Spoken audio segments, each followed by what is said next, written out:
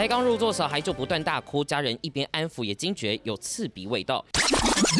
时间回到几分钟前，隔壁桌年轻人满脸笑容，从包包内拿出一罐东西，左喷右喷，结果不到几秒钟，两人也被这刺鼻味辣到受不了。原来当时拿来喷的就是防狼喷雾器，别看它小小一罐，要是被喷到，可能痛到连眼睛都张不开。